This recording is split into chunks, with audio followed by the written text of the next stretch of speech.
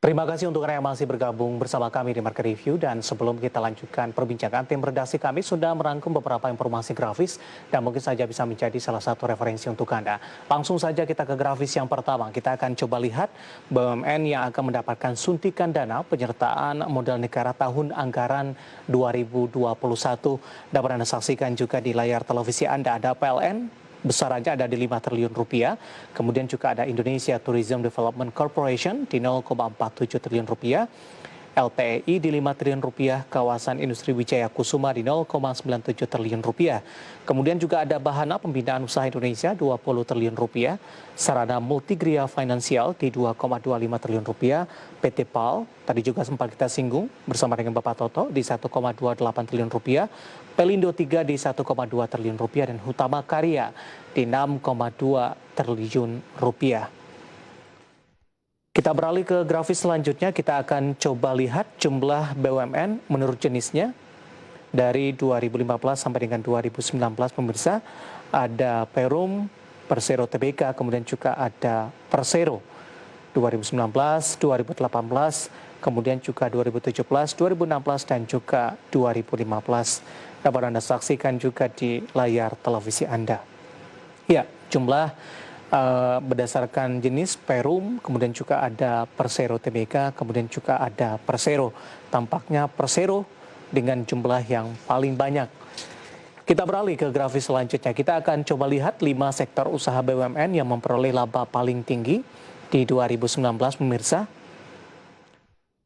Aktivitas keuangan dan asuransi di 77,2 triliun rupiah, pertambangan dan penggalian di 36,4 triliun rupiah, informasi dan komunikasi di 27,6 triliun rupiah, transportasi dan pergudangan di 14,1 triliun rupiah, dan konstruksi di 7,4 triliun rupiah. Ya, kita beralih ke grafis selanjutnya. Kita akan coba lihat juga perbandingan PMN dan realisasi dari laba BUMN dalam satuan triliun rupiah. Ya, dari sisi pendapatan dan juga beban, tampaknya juga berfluktuasi pemirsa, di mana posisi pendapatan ini rata-rata lebih tinggi dibandingkan dengan beban yang ada untuk BUMN. Kemudian juga dari sisi laba bersih, dapat Anda saksikan juga di layar televisi Anda dari grafis yang paling bawah, mulai dari 2015 sampai dengan 2019 ini juga fluktuatif. Paling tinggi ada di 2018 di 43,4 triliun rupiah. Di 2019 ini kembali mengalami penurunan hampir 50%, ada di 26,6 triliun rupiah. Sementara posisi terendah ada di 2016 ada di 25,5 triliun rupiah. Itu tadi beberapa informasi grafis yang berhasil dihimpun oleh tim redaksi kami, dan semoga bisa menjadi salah satu referensi untuk Anda. Kita lanjutkan kembali perbincangan bersama dengan Bapak Toto Pranoto, pengamat BUMN dari FEB Universitas Indonesia. Pak Toto, kita lanjutkan kembali, Pak. Halo Pak Toto. Pak Toto, halo. Halo. Ya, kita lanjutkan kembali, Pak. Dari sisi skema, Pak Toto, banyak pihak juga yang menyoroti terkait dengan skema PMN ini, Pak Toto. Kemudian juga banyak juga yang mengusulkan bagaimana skemanya diganti dengan subsidi begitu. Bagaimana Anda melihat kondisi ini, Pak Toto? Ya, saya kira ini hal yang wajar juga ya. Kemudian kalau publik gitu ya ingin melihat suatu mekanisme yang berbeda gitu ya, sehingga mungkin nanti layanan pada publiknya bisa lebih baik misalnya. Bagi contoh lah, misalnya PT Pupuk Indonesia misalnya, mereka kan membuat atau memproduksi pupuk kaitannya dengan subsidi misalnya pada para petani.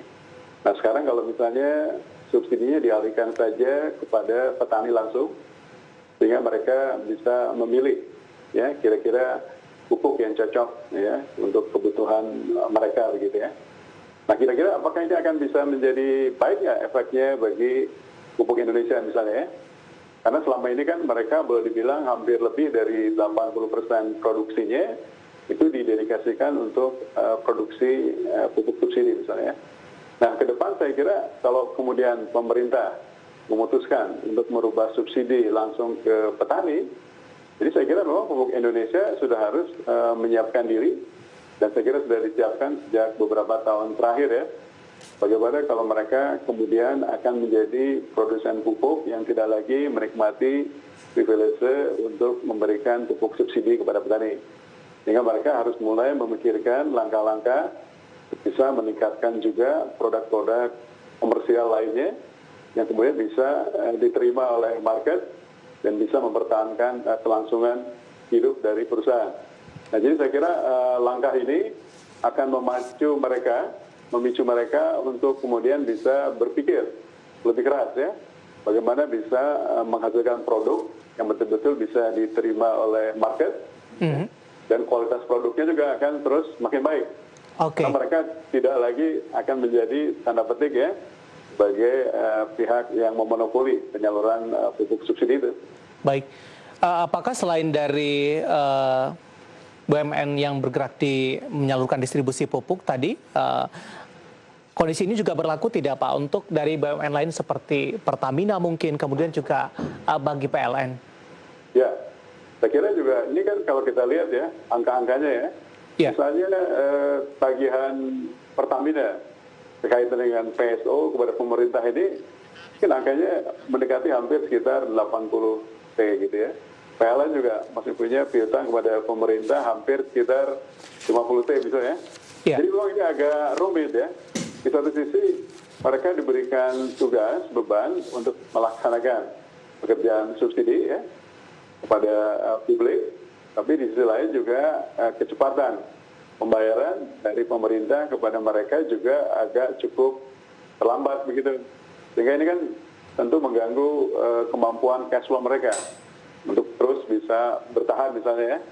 Nah, jadi ke depan kalau misalnya subsidi juga di sektor energi misalnya dialihkan ya langsung kepada pengguna, user, publik, saya kira buat kedua BUMN ini ya, Pertamina maupun PLN, mungkin mereka bisa memanage mereka punya produksi ya, dan juga bagaimana bisa bersaing ya melawan kompetitor yang ada di sini misalnya dengan langkah-langkah preparasi yang mungkin lebih baik begitu ya. Karena penugasan kaitannya dengan soal public service obligation ini kan sebetulnya hanya ada di mereka.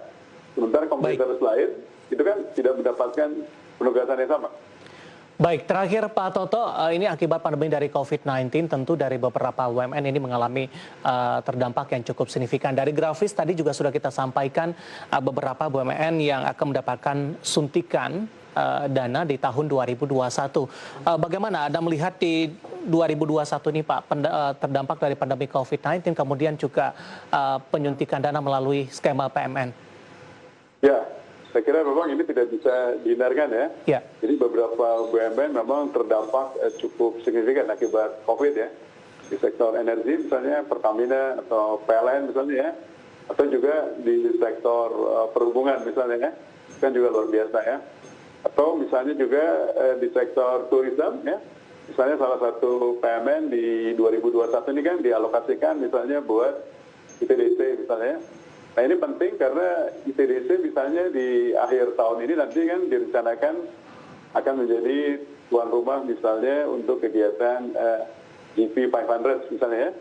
Sehingga nanti untuk percepatan penyiapan sirkuitnya maupun sarana akomodasi di kawasan ekonomi Mandalika kan memang harus dipercepat ya. Dan ini kalau berhasil saya kira bisa menjadi satu magnitud yang cukup besar bagaimana kemudian turisme kemudian bisa berkembang lagi ya di area pusat-pusat destinasi wisata Indonesia ya. Baik, Pak Toto, dalam hal ini kesimpulannya cukup wajar ya Pak, tapi tetap mengedepankan dari sisi pengawasan di sini, baik dari sisi lembaga pengawas termasuk juga parlemen Pak Toto. Ya, saya kira ini hal yang wajar, memang sepatutnya mereka melaksanakan itu. Baik, Pak Toto, waktu kita cukup terbatas Pak, terima kasih sudah bergabung bersama kami di Market Review. Sehat selalu Pak Toto. Ya, salam sehat. Baik, terima kasih. Ada Bapak Toto Pranoto yang merupakan pengamat BUMN FEB dari Universitas Indonesia. Dan tadi kita membahas mencermati urgensi PMN bagi BUMN. Kita akan jeda terlebih dahulu dan tetap di tempat Anda karena setelah ini Market Review akan segera kembali dengan topik yang berbeda.